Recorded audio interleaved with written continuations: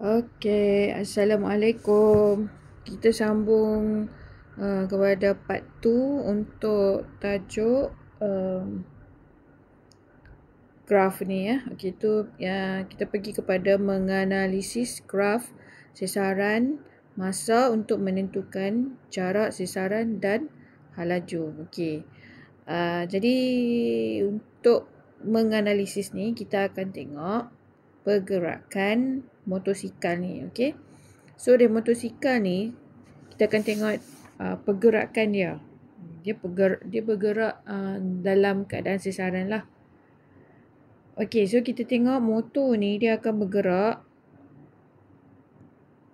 Okey, bergerak ke kanan. Okey, jadi bila dia bergerak ke kanan ni kita consider dia arah positif. Kemudian dia akan berpatah balik. Okey. Sebelum dia berpatah balik, okey, dia akan bergerak kat area sini. Area sini dia lebih macam kalau macam kita nak berpusing tu kita akan macam stop sekejap lah kan. Dekat sini. Kemudian kita akan berpatah balik ke kiri. Okey, bila kita ke kiri tu kita sebut sebagai arah negatif. Okey, dan kita sampai kat titik asal ni dan kita teruskan lagi perjalanan hingga ke titik akhir. Ini adalah pergerakan sebuah motosikal. Daripada pergerakan ni kita boleh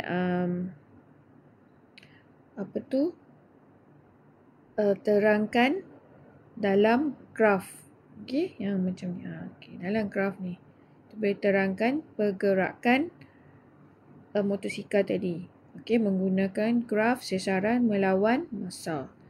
Okey, kalau kita tengok penerangan di sini, okey, penerangan di sini, dia akan cakap bahagian AB. Okey, bahagian AB tu maksudnya motor ni, okey, dia bergerak dari sini ke sinilah, AB. Okey, dia kata sejauh 100 meter ke kanan. Jadi, kalau ikut daripada graf ni, kita akan nampak pergerakan AB. Okey. Jadi, kita tahu dah sesaran melawan masa. Okey, sesaran ni adalah paksi Y, masa adalah paksi X. Jadi, kalau Y bahagi X sama dengan M. M ni adalah kecerunan. Okey, bila dia kecerunan, kalau sesaran bahagi masa, sesaran bahagi masa, Y ni adalah sesaran kan? X adalah masa. Sesaran bahagi masa, kita akan dapat M ni adalah halaju. Okey, so kecerunan ni adalah halaju. Okey, A ke B ni dia ada kecerunan. So, kecerunan tu adalah halaju. Okey, kalau kita tengok pada maklumat yang diberi, okey, dia bergerak sejauh 100 meter. Okey, 100 tolak kosong. Kosong ni adalah point A tu. Okey.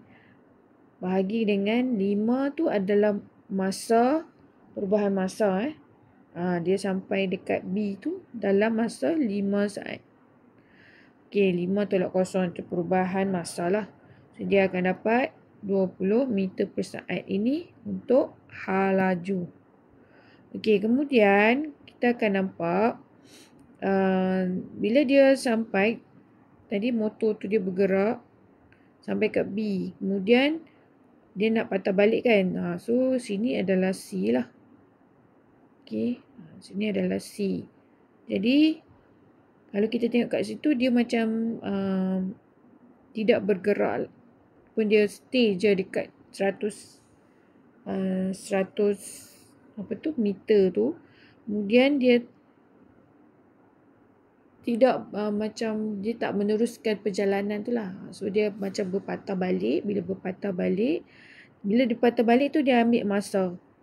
So, kalau kita tengok kat sini, masa untuk patah balik tu adalah lebih kurang 3 saat. Okey, tanpa ada sesaran ke hadapan lagi lah. Tu dia stay dekat 100 meter tu sahaja.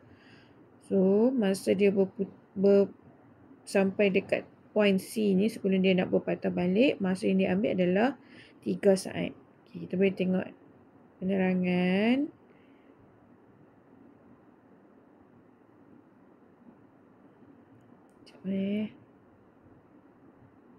Okay, B ke C. Okay, dia berhenti 3 saat kat sini. Okay, daripada graf ni. Dan tiada kecurunan. Apabila tiada kecurunan maksudnya 0 meter per saat. Jadi tak ada hal laju lah kat situ. Tiada hal laju. Okay, kemudian kita tengok pula C ke D. Maksudnya tadi A ke B. Kemudian ke C. Okay, dia nak patah balik kan. Kemudian ke D. D kat sini. D yang dia patah balik ke titik asal tu. Okey, tu D. Sebab tu kalau kamu tengok graf tu, dia akan macam menurun. Okey, dia menurun. Jadi kalau kita tengok bahagian CD, motosikal berpatah balik dan ditunggang kembali ke titik asal dalam masa 4 saat. Ini 4 saat.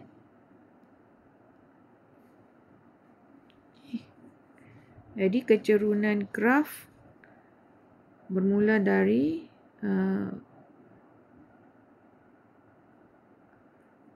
sesaran kosong tolak dengan sesaran pada C adalah 100. Jadi kita tolak. Bahagi dengan perubahan masa adalah daripada 12 saat tolak 8. Kita akan dapat negatif 25 meter per saat. Okey. Negatif ni menandakan bahawa pergerakan tu adalah dalam arah negatif. Itu dia berpatah balik lah. Okey, dia ke kiri. Tapi hal laju dia tetap sama, iaitu 25 meter per saat. Yang ni dia menerangkan arah dia. Itu sebab dia sesaran, so dia ada arah dia lah. Okay, next. Bila dia sampai kat titik asal tu, dia macam stop sekejap lah. Okay, stop sekejap. Kalau kamu tengok sini, dalam beberapa saat, dari 12 ke 14 tu. Sini, 12 ke 14. Dia stop sekejap. Okay, kalau kita tengok, dia pegun di titik asal selama 2 saat. Kemudian kecerunan graf adalah kosong. Ya, tak ada kecerunan graf kat sini. Dan hal laju motosikal ialah kosong jugalah. Sebab kecerunan dan hal laju bagi graf ni adalah sama. Okey, kemudian last sekali adalah bahagian EF. Ini ya. Ini maksudnya daripada E tadi. Okey, dia macam ni. A, B, C, D. Kemudian dia nak bergerak balik kan. Dia akan stop kat sini. So, sini adalah E. Dan sini adalah F. Gitulah lebih kurang penerangan dia. Jadi kat sini tiada sesaran yang berlaku. Dia tetap samalah. E dengan D ni sama sebenarnya. Okay. So, bila dia nak bergerak, dia akan jadi E lah. Dia macam stop sekejap. Okey, kemudian E ke F. E ke F sebab dia ke kiri. Jadi hal laju, sesaran, hal laju, sesaran akhir tolak awal. So, akhir dia adalah negatif 50. Okey. Sebab dia kan ke kiri, so dia negatif. Kemudian E tu adalah kosong lah sebab dia berhenti kan. Kosong, tolak dengan kosong. Dan perubahan masa dia adalah daripada 20 ni tolak dengan 14 ini. Okey. Jadi kita akan dapat negatif 8.33 meter per saat. Dia hal laju motosikal ialah 8.33 meter per saat ke kiri. Okey, negatif ni menunjukkan ke kiri lah. Gitu. Okey, jadi graf ni semua menceritakan tentang pergerakan motor tu lah. Gitu.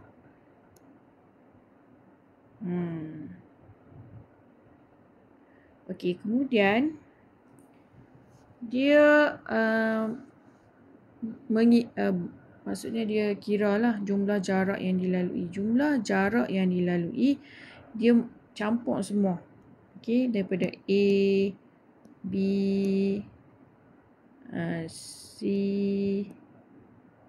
D, E, F semua dia campur. Okey, jarak sini 100, sini 100, sini 50. So dia campur. Semua dapat 250. Semua pergerakan macam ni, campur. Kalau sesaran, dia akan guna nilai 100 ni, yang ini negatif. Okey, tambah dengan negatif 100. 50 tambah juga, tapi dia dalam nilai positif. Sebab ini menunjukkan arah, sebab dia sesaran. Okay, sesaran dia ada vektor kan. So dia ada arah. So nilai dia akan jadi negatif 50. Itu jumlah sesaran.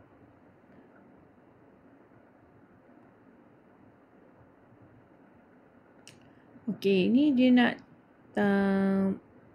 terangkanlah jumlah jarak yang dilalui. Okey, jumlah jarak yang dilalui 250.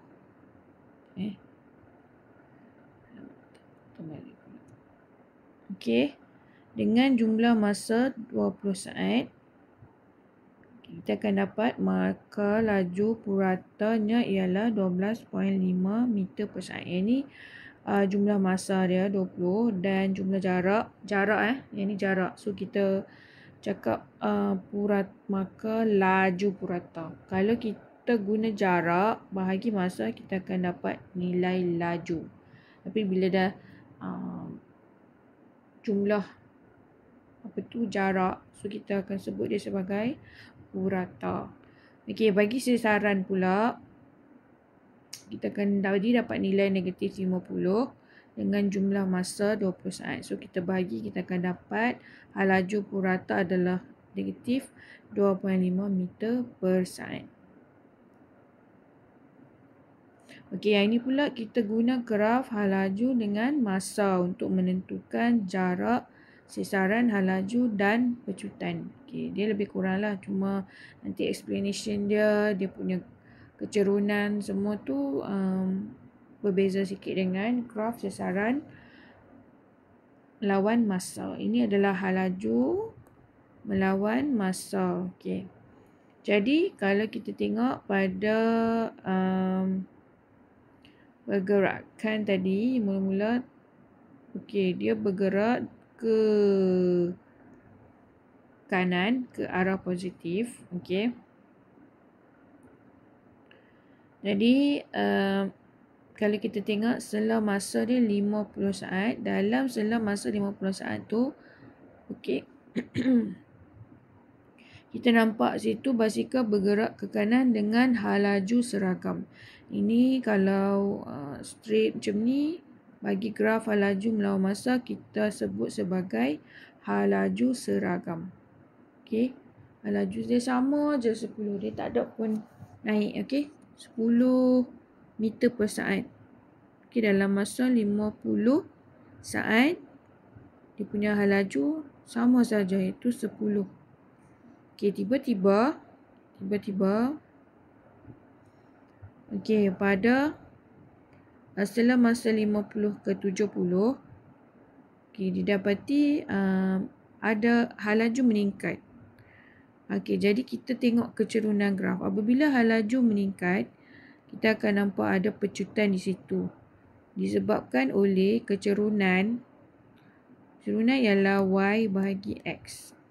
Sama dengan M ya. M adalah kecerunan. Jadi Y ni adalah hal laju.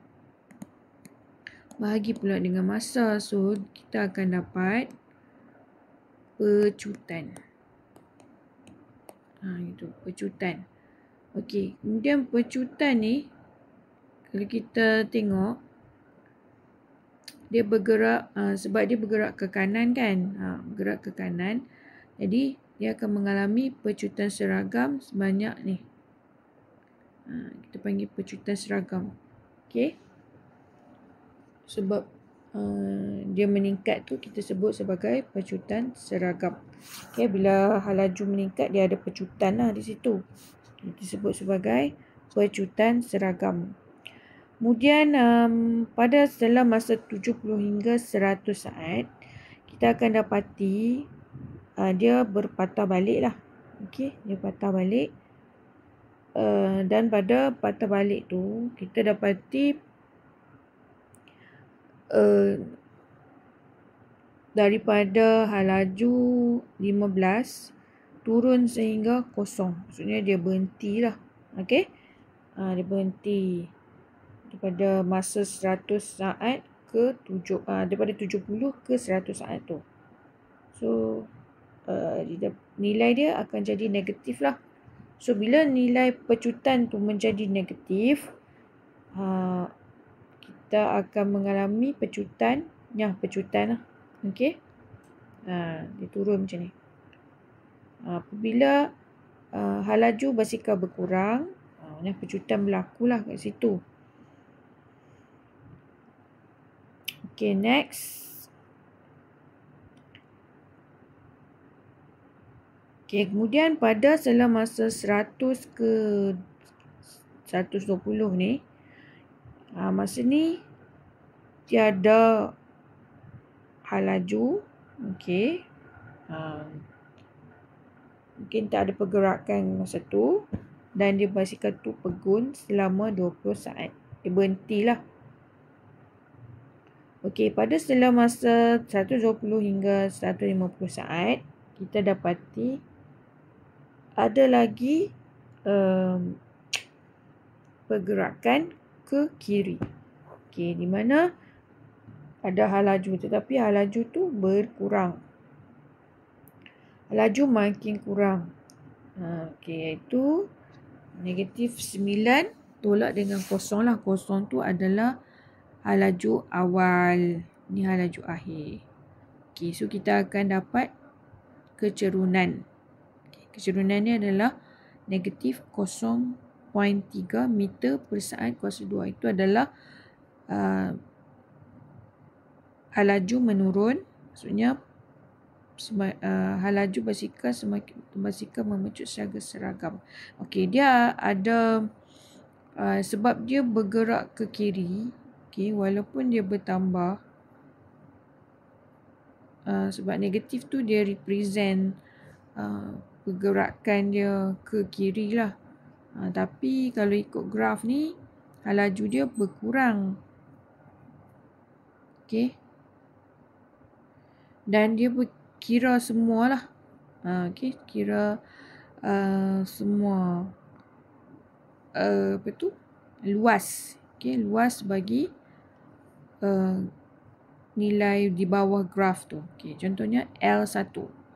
L1 yang ini bila kita cari luas di bawah graf, kita akan dapat sesaran. Okay, sesaran. Jadi kita dapat kalau yang L1 ni, okay, kita darab 10 darab 50. Kita akan dapat 500. Okay, next 50 70, kat sini kita dapat 20 lah. Okey, jadi kita tengok pada L2 pula. L2 kita cari luas di bawah L2 tu lah. So kalau kita tengok graf di bawah L2 ni, ini jarak dia adalah 20. Okey, masa dia adalah 20.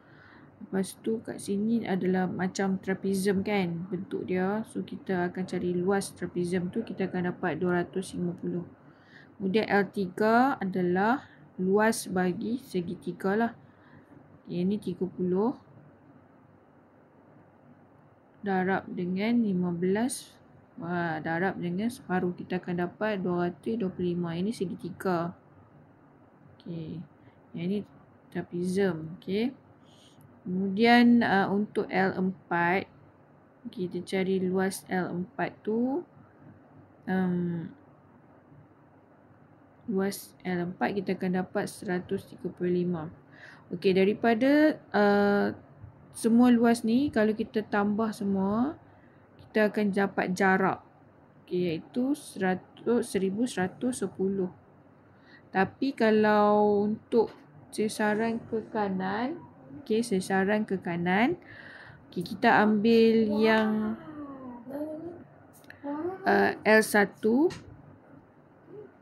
L2 dan L3 yang berada di atas sahaja.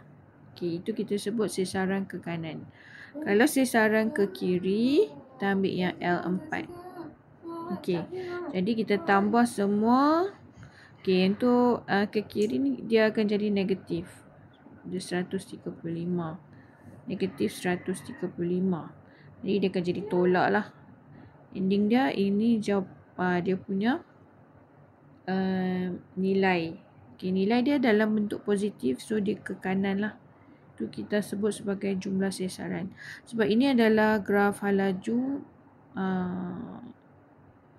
melawan masa. Formula halaju adalah sesaran bagi masa.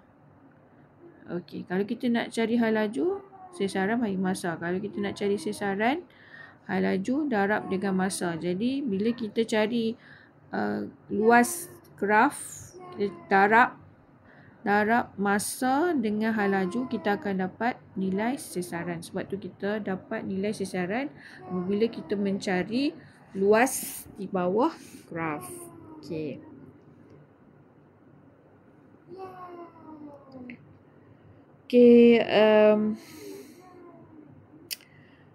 Ini penerangan dia lah, macam mana kita nak terjemahkan dan melakar graf lah. Jadi graf sesaran masa diterjemahkan untuk melakarkan graf halaju masa dan sebaliknya. Maksudnya daripada graf sesaran tu kita boleh dapat graf halaju dan sebaliknya lah. Maksudnya kita dapat tahu nilai halaju dan juga sesaran tu. Bagi graf halaju masa pula dapat diterjemahkan kepada graf pecutan masa dan sebaliknya. Dan terjemahan ni penting dalam menyelesaikan masalah yang melibatkan gerakan linear. Contoh menunjukkan graf sesaran masa suatu objek bergerak secara linear. Kemudian dia kata tentukan halaju. Ini graf sesaran melawan masa. Tentukan halaju bagi satu peringkat pergerakan. Maksudnya kita kena cari kecerunan lah dan terjemahkan graf sesaran masa untuk melakar graf halaju masa. Graf halaju masa dia macam ni. Nilai dia jadi macam ni lah. B ni. Ini penyelesaian dia. Kalau halaju untuk setiap kecerunan kita carilah. Macam first ni. Nampak? Kecerunan. So dia kira selama masa 0 hingga 6 saat. So dia dapat nilai ni. Kemudian untuk dalam masa 12 hingga 6. Nampak tak tu? Jadi ini sebab tiada pergerakan di situ, jadi dapati halaju dia adalah kosong. Kemudian dalam masa yang 12 hingga 20, dapati nilai halaju dia adalah 0.5 meter per saat. Daripada nilai ni, dia buat satu graf halaju masa pula. Tadi sesaran kan, ni halaju dengan masa. Jadi daripada situ dia letakkan nilai halaju. Ni nilai halaju lah. Ni. Dengan masa. Masa kita tengok 1 meter per saat 0 hingga 6. Ni. Kemudian kosong, halaju dia kosong. So pada masa 6 hingga 12. Kalau halaju 0.5 sini, masa dia 12 hingga 20. Daripada graf sesaran, dia jadikan graf halaju pula. Contoh 2, dia suruh terjemahkan bagi pergerakan kereta dan lakarkan graf sesaran masa dan pecutan masa. Okey, daripada graf ni kita tengok. Okey, dia cari sebab hal laju masa dia nak suruh cari sesaran, maksudnya kita kena cari luas lah. Sebab dia nak sesaran. Kan? Dia nak sesaran, kita cari luas. So, luas 30 darab 6. Sini 30, sini 6 lah. So, kita dapat 150 meter sesaran. Okey, luas di bawah graf, ingat sesaran. Okey, kalau pecutan pula, sebab tak ada kecerunan kat sini. A ni tak ada kecerunan, jadi kosong. Okey, kosong. Kemudian untuk pada masa 6 hingga 10. Okey, kat sini sesaran dia kita tengok luas segitiga B ni. So, dia akan dapat 60 meter. So, pecutan dia, kalau kamu tengok, yang pecutan lah, dia menurun gitu. So, kita akan dapat nilai negatif.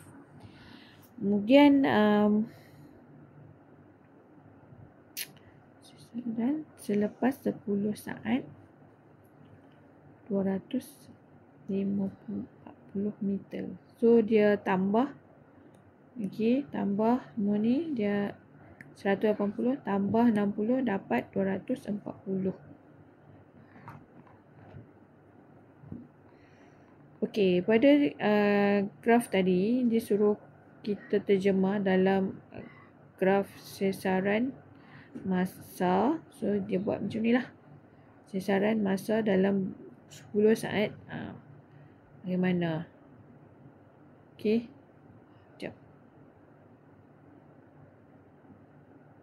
Okey, pada dalam 10 saat. Okay, graf yang diterjemahkan macam ni. Ada 180 dengan 240. Okey, ada peningkatan. Sebab dia ada hal laju kan. So, dia ni peningkatan bagi graf sesaran masa. Untuk graf pecutan masa, gini pula. Daripada graf hal laju tadi, dia dapat begini. Okey.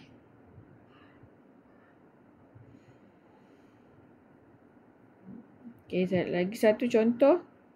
Tentukan pecutan, sesaran dan hal laju purata.